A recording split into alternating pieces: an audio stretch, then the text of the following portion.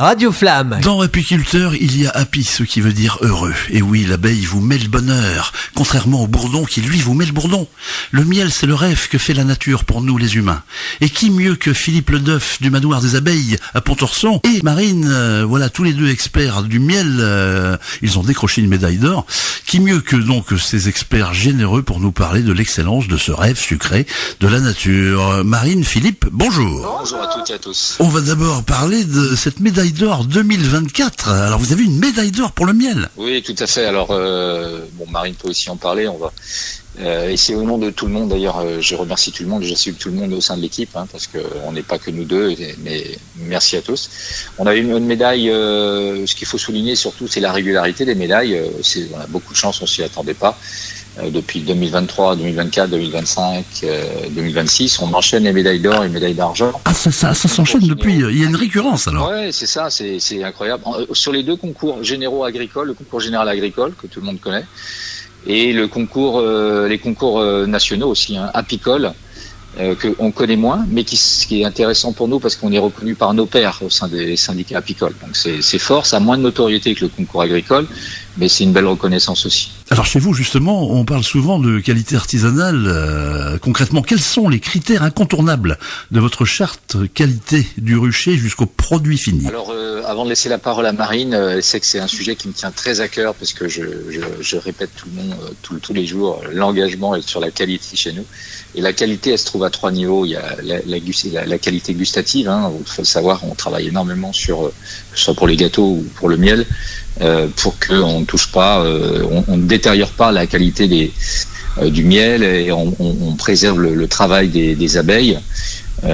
Donc il n'y a pas de pasteurisation chez nous, il n'y a pas de mélange. Les miels, les sites de nos ruches à nous sont hyper sélectionnés de manière rigoureuse. Bon, on est en bio en plus, donc ça c'est hyper important. Et après, on maîtrise aussi une technique que peu d'auditeurs connaissent, qui s'appelle la technique de l'ensemencement, qui est une technique qui est très proche de celle du levain, pour ceux qui connaissent le pain dans la boulangerie. Voilà. Et cette technique nous permet d'avoir une texture très onctueuse. On connaît tous le miel crémeux, mais le miel crémeux, il est souvent dur, voire cristallisé très rapidement. Et même si on dit que la cristallisation est un phénomène rapide, c'est quand même pas très agréable de manger un miel qui a un grain gros. C'est très acide, ça fait très très sucre. Voilà. Non, nous on a une texture très très onctueuse que vous pouvez même tartiner sur une biscotte. La biscotte ne va pas se casser. Ça c'est pour les miels très crémeux. Et sur les miels liquides, ils sont très liquides naturellement. C'est-à-dire qu'on va pas chercher à chauffer un miel crémeux pour le faire en liquide. S'il est liquide, il est liquide. Et il y en a très peu de ce type-là. Parce que justement, oui, c'est vrai que les auditeurs, tout le monde, moi le premier, on se pose toujours la question sur la consistance du miel, parce qu'il y a des faux miels qui circulent. Et on se dit que s'ils sont trop liquides, justement, c'est peut-être pas des vrais. Oui, tout à fait. Si on a un peu trop joué avec le miel, en le chauffant, en jouant sur les températures, en le surchauffant, pasteurisation, puisque la température de la ruche quand même peut monter jusqu'à 45 degrés, on détériore le miel, ça c'est sûr. Et c'est vrai que on a malheureusement pas mal de conséquences négatives. Quand on joue aussi avec des miels qui sont naturellement crémeux, qu'on veut essayer de les faire liquides, les miels vont naturellement cristalliser assez rapidement. Voilà.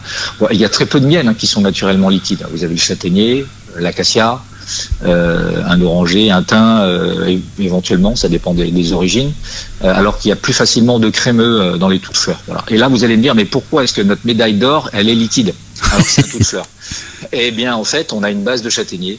Et après, on a un mélange de toutes fleurs, mais on n'a pas le côté très très fort que les connaisseurs qui aiment le miel, du châtaignier qui est très amer, un peu comme un cacao très amer, donc qui peut repousser beaucoup de nos auditeurs. Mais on a ce côté toute fleur très parfumé, c'est-à-dire qu'on a un peu de châtaignier, mais pas trop non plus. Justement, alors, qu'est-ce qui fait vous avez plus ou moins partiellement répondu. Qu'est-ce qui fait la différence justement de votre miel avec les autres miels? Parce qu'il faut toujours le petit plus. Alors c'est une bonne question. Déjà, sur le premier volet de la qualité gustative, je pense que je vous ai répondu. Et ensuite, en ce qui concerne les autres grands engagements, il y en a deux autres, la biodiversité et la nutrition. Donc on va s'assurer qu'il n'y a pas de poudre de perlimpinpin. Eh bien, si vous regardez tous les pains d'épices, vous allez mieux comprendre que la plupart, je parle pour la plupart, sur le marché, qui sont vendus, vous avez souvent une liste d'ingrédients qui est longue. Vous avez des colorants, des additifs, du sucre inverti, du sirop de glucose, des sucres, etc. Chez nous, la liste des ingrédients, elle est courte. C'est des ingrédients nobles. Voilà, du beurre, des œufs, de la farine de chez nous. Et vous n'avez pas de colorant, pas de conservateur, pas d'huile de palme. Aucun sucre raffiné. Donc si vous avez un sucre de canne complet en complément éventuellement, ça dépend des produits. Il n'y a pas d'ingrédients raffinés, pas de sucre raffiné. Donc, et on a dans notre pain d'épices et nos nonettes, par exemple, les nonettes c'est des bases de pain d'épices. Ah, c'est bon ça. Ah, oui. C'est 50% de miel. Voilà, c'est des gros pourcentages de miel, donc on ne triche pas. Je reviens sur cette histoire de faux miel, moi qui m'a traumatisé parce que j'ai appris ça il y a pas très longtemps. Les gens, il faut faire très attention à ça. Ceci dit, comme vous l'avez très bien dit, on fait bien la différence. Voilà, pour les vrais amateurs de miel, évidemment, on va pas confondre ça avec du sirop de glucose chinois. Hein. Exactement, alors, il faut malheureusement. regarder en priorité les étiquetages.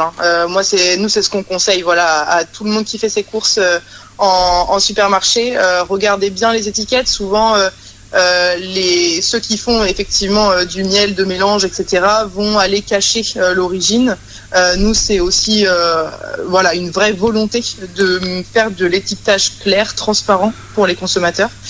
Donc, on affiche clairement l'origine de notre miel. On a une gamme qui est du coup régionale, une gamme qui va être française, et on a quelques miels qui sont d'origine de l'Europe, de l'Union européenne, et jamais plus loin. Jamais plus loin, et exclusivement pour des essences qui vont pas se trouver en France finalement, le thym, l'oranger, le citronnier, etc. Marine a bien résumé la chose. Et il y a un confrère journaliste qui a publié un petit, je crois que c'était sur Insta dernièrement, un résumé qui était intéressant. C'est ça. Il faut faire attention aussi sur les marchés. Hein. C'est ce que nous disent les syndicats apicoles qui font aussi la course avec les fraudes sur tous les endroits des miels. On peut très bien avoir une étiquette locale et d'avoir acheté du miel étranger. En tout cas, ce qu'il faut savoir, c'est que en regardant les étiquettes, s'assurer qu'il n'y a pas de mélange, qu'on évite les miels qui sont non européens, puisque 50%, c'est presque un miel sur deux. Hein. Ah d'accord, oui. D'Europe est frauduleux.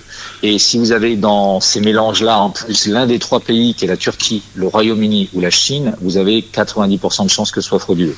Sirop de glucose, voilà. Là, c'est de l'adultération au sucre. C'est pas simplement des faudres à la géographie, voilà. En Europe, nous, on fait quelques miels européens, hein, très peu, mais comme a dit Marine, c'est essentiellement des essences qu'on trouve pas en France, parce que le thym est très apprécié, l'oranger. Ah oui, le miel de thym, oui. Voilà. Et après, nous, on a 400 ruches en bio. En tout cas, on a 300. On essaie d'en avoir 400 avec nos propres ruches. C'est ce miel-là qui a les médailles. Et puis après, on a surtout, j'insiste beaucoup parce que vous connaissez ça par cœur en agriculture, les contrats filières.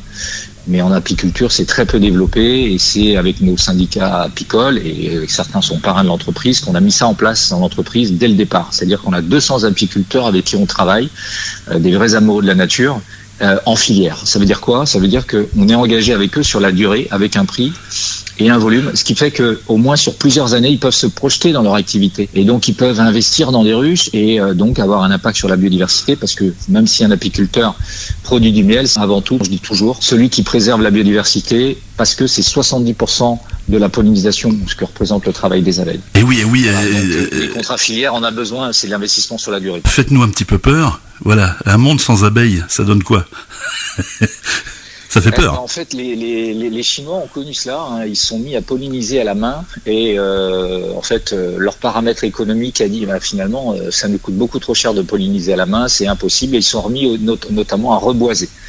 Les États-Unis ne sont pas là. Ils sont au contraire à déboiser, et ils ont besoin de louer des apiculteurs. Enfin, ils font appel à des apiculteurs qui amènent leurs ruchers, qui les récupèrent pas forcément d'ailleurs, mais voilà, on en est là. Mais en tout cas, certains pays ont compris qu'il fallait reboiser, et le travail des abeilles, d'ailleurs on dit que c'est à peu près le 40% au niveau économique mondial, ce que représente le travail de la nature en général. Et même si les abeilles font un gros travail sur 70% de la pollinisation. On va rebondir sur l'abeille noire, puisque vous êtes engagé dans la préservation de cette magnifique abeille noire. Alors que j'en ai vu quelques-unes, mais c'est très rare. Hein. Pourquoi cette espèce est-elle si importante aujourd'hui, et quels moyens mettez-vous en place pour la protéger? Elle est très importante parce que, comme toutes les espèces qui sont menacées, on a besoin de les préserver. Ça, c'est un premier point. Et au manoir, on fait de l'élevage d'abeilles noires également. Et on veut aider tous ceux qui veulent aussi se mettre à élever de l'abeille noire. C'est pour ça qu'on est aujourd'hui mécène de plusieurs associations qui conservent l'abeille noire, notamment sur le conservatoire de Ouessant, mais aussi le CIVAM en Normandie. On a aujourd'hui chaque année des dons à destination de ces deux associations pour la conservation de cette abeille. Et concrètement, alors comment on fait? On récupère les œufs. Enfin, je sais pas comment trop. Voilà, je suis vraiment le Béotien de service. On préserve donc des œufs qu'on met au chaud, c'est ça, non? Alors non, en fait, on va aller faire de l'élevage, c'est-à-dire qu'on va effectivement faire pondre des reines qui sont elles-mêmes noires et qui vont du coup donner naissance à des abeilles noires également. Et on va continuer les élevages comme cela en faisant grandir en fait le cheptel d'abeilles noires. Et c'est grâce à cela qu'on va créer de nouvelles ruches en abeilles noires au fur et à mesure. Parce que les abeilles, pour terminer un petit peu sur le sujet, elles sont vraiment en danger là en ce moment-là, oui. En fait, c'est une bonne question. Enfin, comme l'a dit Marine, on ne fait pas. On va pas faire une fixation sur l'abeille noire. Comme l'abeille noire est une espèce endémique en plus, donc c'est-à-dire de chez nous, mais qu'elle est en danger, on s'est dit c'est important au niveau pour la biodiversité, par la définition, au même titre qu'il faut défendre la variété des semences agricoles, il faut protéger la variété des abeilles. Et donc là, les abeilles, il y en a plusieurs sortes. Il se trouve que c'est l'abeille noire qui est en danger. Ce serait une autre, on la protégerait aussi. C'est important d'avoir cette variété d'abeilles, même si l'abeille noire, comme je le disais, elle est importante parce que c'est vraiment l'abeille de chez nous, quoi. Elle est plus adaptée à notre climat, à notre environnement. Puis elle est très belle en plus. En fait, aujourd'hui, les apiculteurs vont plutôt se tourner vers de la buckfast, donc c'est la principale abeille, la noire et jaune que tout le monde connaît et que tout le monde dessine. Et en fait, le fait de se tourner vers cette abeille-là, du coup, délaisse les cheptels d'abeilles noires. Parce que l'abeille noire va avoir tendance à être un petit peu plus hargneuse, on va dire ça. Elle pique alors un petit peu, il faut pas la déranger alors. Ouais, elle est plus agressive. Voilà, et donc du coup, c'est vrai qu'elle est peut-être souvent plus difficile à élever qu'une buckfast. Mais c'est vrai qu'il produit moins de miel aussi. Il produit un petit peu, mais j'imagine qu'il est très très bon le miel d'abeille noire. Hein. Oui, je vous invite à le goûter, on l'a mis en avant. On a fait du miel spécial abeille noire, effectivement. Ah, vous avez fait du spécial abeille noire, oui. Un connaisseur pour voir vraiment les différences, parce que vraiment, il n'y a pas vraiment de... c'est plutôt un engagement en amont que sur la qualité du miel en elle-même. Mais c'est vrai qu'un miel, chaque miel a ses caractéristiques de toute façon. Justement, je fais appel aux connaisseurs, là. On va se retrouver un petit peu façon, vous savez, Louis de Funès dans l'aile ou la cuisse à la fin où il déguste les vins les yeux fermés. Hein, alors que votre miel, on ferme les yeux, on le goûte. C'est quoi? Une odeur, un souvenir, une émotion? Tout à la fois? C'est beaucoup de choses à la fois parce qu'en fait, on a, en fonction de l'essence que les abeilles nous apportent via la pollinisation, on va avoir des miels différents. Donc, que vous soyez plutôt sur du miel doux comme l'acacia ou certains toutes fleurs, vous allez avoir aussi dans notre gamme des miels beaucoup plus forts, comme le disait tout à l'heure Philippe, sur le châtaignier par exemple, qui est l'un des miels que je trouve moi moins amatrice de miel fort, un peu trop fort. Et pourtant il y a des personnes qui adorent ce miel. Le miel de sarrasin peut aussi avoir une typicité plus forte. Donc en fait, en fonction de l'essence du miel, on va avoir des goûts complètement différents. Et puis après, vous allez avoir effectivement la texture qui va être extrêmement différenciante d'un miel à l'autre, et avec lequel nous on adore travailler sur le côté onctueux, crémeux de notre miel souffleur par exemple. C'est vrai que quand votre question est bonne, Lionel, pardon, parce que en fait, que ce soit pour ceux qui connaissent pas le miel, mais même en général la majorité des gens qui connaissent peu le miel, et on a fait découvrir, par exemple, encore récemment, on a un parcours pédagogique qu'on avait mis en place pour les écoles, qui a plaît tellement que il y a pas mal de groupes qui viennent maintenant et même des amis, et ils ont dit mais on savait pas qu'il y avait autant de variétés de saveurs sur le miel et de textures. C'est encore plus large que le chocolat et que le vin. Voilà les retours. C'est vraiment incroyable. Il y a des gens par exemple ma mère pour pas la citer, qui détestaient le miel. Ah bon? Et lorsqu'ils ont goûté, une variété, parce que pour eux c'était que le miel d'acacia ou un tout fleur crémeux ou un acacia liquide, quand ils goûtent un parfum, on leur fait goûter un parfum différent. Ma mère qui adore le chocolat noir, quand elle a goûté un châtaignier, elle prend du châtaignier tous les jours, alors qu'avant ça fait 40 ans qu'elle détestait le miel, mais parce qu'elle est restée sur cette image d'un miel qu'elle a goûté qui n'a rien à voir avec les autres. Et il y a j'ai plein d'amis qui ont d'autres envies, d'autres plaisirs. Ça dépend vraiment de chacun. Le tout de fleur crémeux, très onctueux, chez nous, il est adoré par certains de mes meilleurs amis. Moi, je préfère notre médaille d'or et d'autres, surtout dans l'ouest de la France, bretons et normands, adorent le miel de sarrasin. Parce que il est à la fois onctueux, il est très très fort, il se rapproche du châtaignier, mais il n'est pas aussi amer que le châtaignier, il est un peu plus sucré. Voilà, donc j'invite vraiment à la dégustation. D'ailleurs, on fait des parcours pédagogiques et puis ça porte un nom, ça, justement, parce que l'œnologie, etc. Non, il n'y a pas la miellologie, non, je ne sais pas. Non, il faudrait l'inventer, on pourrait. La plupart des magasins qui proposent nos miels ont en général une trentaine de références. Donc si vous allez dans n'importe quel... parce qu'il faut savoir que vraiment au Manoir des Abeilles, là, la plupart des supermarchés et des magasins de manière générale ont fait des efforts dans le référencement des miels, et vous pouvez trouver de tout, donc sachez lire les étiquettes, etc. Et vous pouvez trouver dans certains magasins une grande variété de nos miels, donc vous pouvez vous faire plaisir et vraiment goûter les miels. Voilà, on a beaucoup d'engagements maintenant de miels régionaux, de vrais miels, donc vous pouvez trouver de tout. Voilà. Alors évidemment, on parle. Via notre boutique, Sylvie, du coup, qui est la responsable de la boutique, propose aussi des dégustations quand les personnes savent pas vraiment trop à quoi s'attendre ou ne connaissent pas très bien le miel. Elle leur propose aussi un panel de dégustation pour que justement ils puissent déjà y connaître mieux, on va dire, et puis après savoir vers quoi s'orienter par rapport à leurs achats. Alors là, il faut faire attention. On a une braderie très prochainement. Là, c'est une braderie annuelle, pardon Lionel, j'en profite parce qu'elle a lieu prochainement. Marine donnera la date. Donc là, c'est aussi intéressant pour profiter de bonnes affaires. Et puis de goûter les différents miels. Alors on parle du miel depuis tout à l'heure, effectivement c'est la vedette, mais il y a plein d'autres produits dans votre boutique, il y a du pain d'épices, dites-nous, allez, produits phares. Alors on a deux catégories de produits pâtissiers, donc la première c'est la catégorie des gâteaux, donc plutôt texture moelleuse.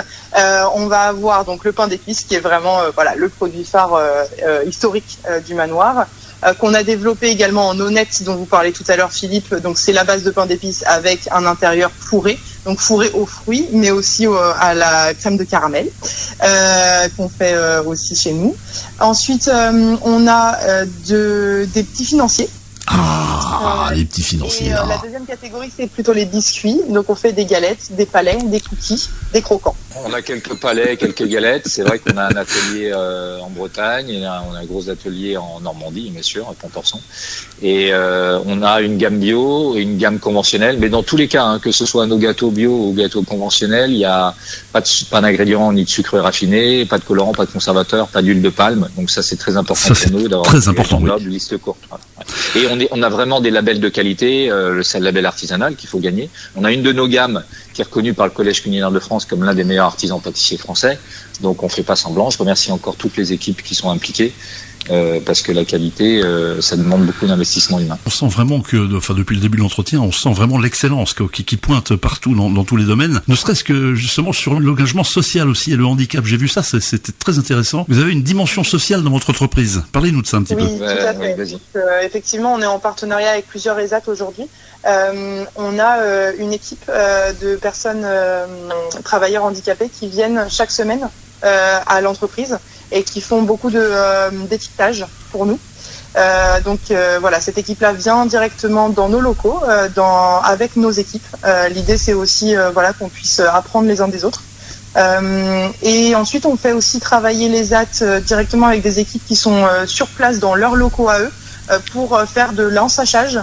On propose aujourd'hui des sachets avec plusieurs produits à l'intérieur, donc des assortiments. Et c'est eux qui nous mettent en sachet. Qui collent les étiquettes, qui ferment les sachets et du coup on commercialise ces produits-là. Oui. On a pas mal d'engagements sociaux et c'est vrai qu'on travaille avec plusieurs ESAT, c'était important pour nous et je les remercie aussi. Ils font partie de nos équipes lorsque j'en parle. Ça c'est très important. Mais on en a d'autres engagements. Si vous voulez le savoir, c'est vrai qu'on mécène aussi. Il y a des partenariats, j'ai vu ça avec le Mont-Saint-Michel aussi. Oui, c'est ça, la Fondation Notre-Dame et le Mont-Saint-Michel. On est 100% en électricité verte, ça c'est un investissement aussi pour nous. On mécène dernièrement aussi Irvine, qui est une association d'anciens militaires qui aide. C'est une sorte de comment vous appelez ça, de service social en fait pour les jeunes d'ailleurs. voilà, pendant quelques mois ou autres, qui vont apprendre dans la nature à se débrouiller, à gagner en confiance en soi, en autonomie. Je trouve que c'est pas mal par rapport à la perte de sens. Ah bah c'est carrément génial, oui, effectivement. Alors, là, je signe dès demain, là, s'il fallait un service social comme ça. Ouais, c'est très bien. Bah, c'est pour ça que je salue Patrice, Valentin et Irvine pour leur travail aussi. Pour conclure sur ces partenariats, en plus, c'est sympa, les abeilles qui retournent aux abbayes. C'est vrai, c'est vrai. Marine va vous parler de ce partenariat exceptionnel avec le Mont-Saint-Michel, bien sûr. Donc il y a 3 ans à peu près, on a commencé à échanger ensemble sur les miels qu'ils avaient en vente à l'abbaye. Et l'idée c'était de relocaliser le miel qu'ils vendaient. Et donc on a commencé à travailler ensemble sur un miel vraiment très local en fait. En production, donc vraiment aux abords, au plus proche de l'abbaye. Et donc, bien évidemment, on s'est tourné vers du miel bio. Et l'idée, c'était effectivement de leur apporter un miel crémeux et un miel liquide sur du miel bio, toute fleur. Et donc, on a lancé ces 2 produits-là. Avec un co-branding entre le manoir des abeilles et puis l'abbaye. Bah, franchement, c'est vraiment une fierté. Ouais. Mais puis c'était ça s'est fait naturellement, j'imagine. Non, en fait, non, parce que ils avaient oui et non, mais parce qu'ils avaient un cahier des charges très strict. Ils voulaient aussi du bio, donc un engagement sur la biodiversité, un engagement local, une qualité de miel avec cette texture dont on vous parle. Donc, ils sont connaisseurs et la marque du Mont-Saint-Michel est très importante. Donc oui, il fallait qu'il y ait un partenariat à la hauteur de ces engagements réciproques. Donc oui, après. Naturellement, vu les engagements réciproques, ça s'est fait avec succès cette année. On a fait un peu le tour de la question sur la vision et l'avenir entre tradition familiale et développement, nouveaux produits et reconnaissance nationale. Comment imaginez-vous le manoir des abeilles dans 10 ans? Alors ça, c'est la vaste question. Écoutez, je laisse notre patron à tous là-haut de nous faire la surprise. Vous allez continuer effectivement à développer des partenariats, des choses comme ça? On va continuer en fait, je sais pas une réponse simplement humoristique. C'est pas si on a tous ces partenariats et ces mécénats, c'est aussi une question d'engagement sincère et donc à titre perso aussi. Donc j'ai la foi et je reste persuadé que quand on est sur son chemin et dans des engagements sincères, il y a pas mal de chemins qui s'ouvrent. Alors on peut raconter l'histoire comme on veut, n'empêche que d'ailleurs même les militaires vous le diront. On fait toujours des plans, mais jamais les plans ne se passent comme prévu. Donc on connaît la direction, celle de nos engagements et notre ADN sur qu'il ne faudra pas renier, alors que l'essentiel du marché est différent. On a cette petite goutte d'eau un peu plus propre, même si elle n'est pas encore parfaite, mais on y travaille, dans un océan sale qu'on essaye d'apporter et j'espère qu'elle grandira. Mais en tout cas, c'est Dieu qui décide. Ah, mais c'est merveilleux. Et puis en plus, l'abeille, c'est l'insecte de Dieu, je crois, me semble-t-il, dans ce fameux film de Lelouch. Je sais pas si vous l'avez vu. La nature, de manière générale. Et la nature, de manière. L'abeille a un rôle majeur. Je suis un peu réducteur. Oui, j'ai oublié les papillons. Si on n'en a pas du tout parlé, c'est dommage. Et l'homme dont nous faisons partie, même si certains sont peut-être moins propres que d'autres. Pour résumer, l'idée c'est vraiment de faire un choix quand on va faire ses courses, faire le choix effectivement de la préservation de la biodiversité, le choix du régional, du local. Et puis ne pas hésiter à goûter d'autres essences de miel, même si vous dites que vous n'aimez pas forcément le miel au départ, et même le pain d'épices. Pour moi, pour le coup, c'était le pain d'épices que j'affectionnais pas spécialement, et finalement, je n'avais finalement goûté en fait que des pains d'épices à l'école ou chez la grand-mère. Finalement, j'apprécie maintenant le pain d'épices aussi grâce à ces découvertes et à cette recette que nous avons.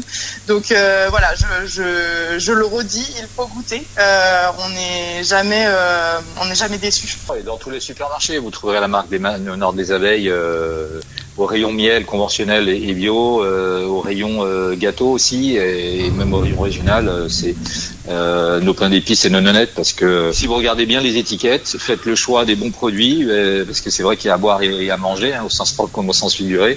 Je pense que avec l'étiquetage, la traçabilité, la transparence de l'étiquetage, vous trouverez votre bonheur, d'autant et aussi au niveau gustatif, parce qu'il y a énormément de choix et de parfums, autant pour les miels que pour les gâteaux. Et on sera ravis également de retrouver les auditeurs à partir du 22 avril et pour une semaine et demie de braderie dans notre boutique à Pontorson, où il y aura des belles propositions de produits à des prix très sympathiques. Merci beaucoup. Merci à vous Lionel et à toutes et à tous. Radio Flamme